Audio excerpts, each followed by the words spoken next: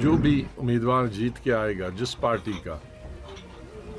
उसको भी तसल्ली होगी और उसको भी जिम्मेदारी होगी कि मुझे लोगों ने चुना है। मैं जानता हूं कि कौन पार्टी जीतेगी, क्योंकि स्टेट वाइज मेरी उंगलियों पर है, लेकिन अच्छा नहीं लगता कि मैं न्यूट्रल पार्टी हूं,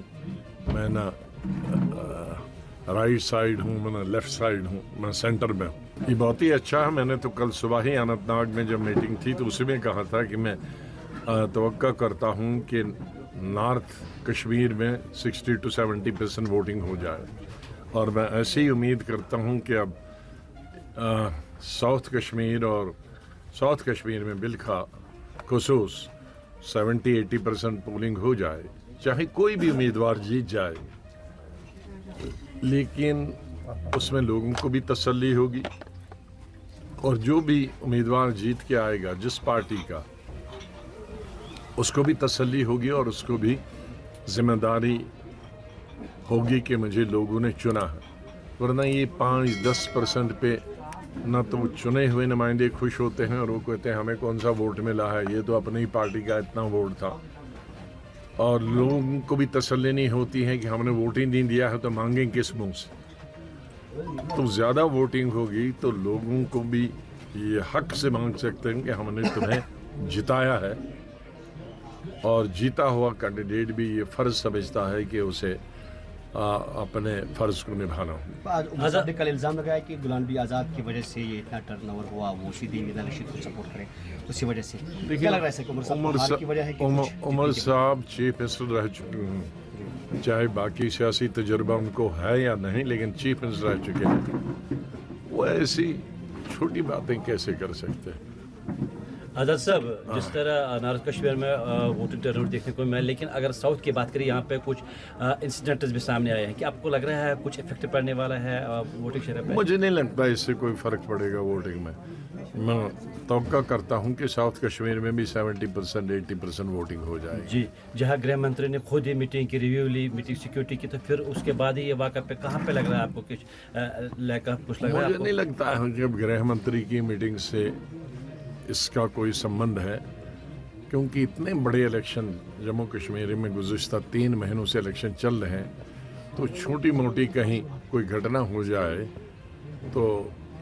मैं नहीं समझता कि ये कोई बहुत बड़ी बात है, क्योंकि बहुत ज़माने तक यहाँ कई सालों तक इलेक्शन कराना ही मुश्किल होता था, और जब कराते थे तो न होने के बराबर वो इलेक्शन होते थे। तो आज 60% तक पहुँच गया, तो उसका मतलब है कि इसको,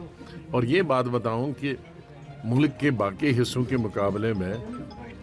वहाँ नॉर्मल इस तरह की इससे कई गुना ज़्यादा घटनाएं होती हैं। सर ये बताइए कि जिस तरीके से आप सिर्फ जम्मू कश्मीर पे ही नहीं, पूरे मुल्क भर पे आपकी नज़र है, 40 साल से आपने देश में काम किया है, हिंदुस्तान में काम किया, तजुर्बा क्या कह रहा है सर, एनडीए या इंडियन गठबंधन? मैं जानता हूं कि कौन पार्टी जीतेगी, क्योंकि स्टेट वाइज मेरी उंगलियों पर है,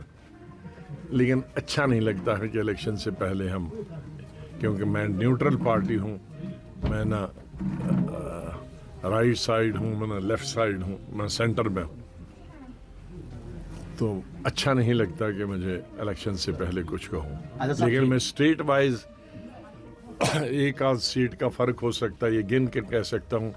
केरला से और कश्मीर तक किस पार्टी को कितने वोट आएंगे। फिर भी एनडीए जो दावा करता है 400 पार इस बार जाएंगे, वो तो मुश्किल है। आज़ाद साहब, बुखारी साहब ने अपनी स्पीच में कहा है कि यहाँ पे इस इलेक्शन में 2 दिग्गज साबिक़ वज़ीर भी इस वक्त अपनी नशिस्त हो चुके हैं। क्या कहना चाहते हैं? अब जमहूरियत है, उनको हक है इलेक्शन लड़ने का, उसको रोक नहीं सकते आप। हिंदुस्तान में कई एक्स वज़ीर आला, एक्स यूनियन मिनिस्टर इलेक्शन लड़ रहे हैं, तो यहाँ भी उनको अपना हक है लड़ने का, उसमें कोई शक नहीं। अब किसको मेजॉरिटी कितनी आती है, मेजॉरिटी मुझे मालूम है किसको आएगी, लेकिन किसको कितनी आती है ये बहुत ज़रूरी है, और ये ज़रूरी उस पार्टी के लिए नहीं है, हिंदुस्तान के लिए भी ज़रूरत में है, प्रोग्रेस के लिए, डेवलपमेंट के लिए, स्टेबिलिटी के लिए जी ज़रूरी है। तो कुल मिलाकर क्या रुझान लग रहा है इस वक्त आपको? इस वक्त के माहौल में पूरे हिंदुस्तान में इलेक्शन हो रहे हैं, ये बड़ी अच्छी बात है। कोई इंडिसिप्लिन नहीं है, कोई लड़ाई नहीं है, कोई झगड़ा नहीं है, पूरे हिंदुस्तान में हर जगह इलेक्शन हो रहे हैं शांति से, अमन से, ये बड़ी अच्छी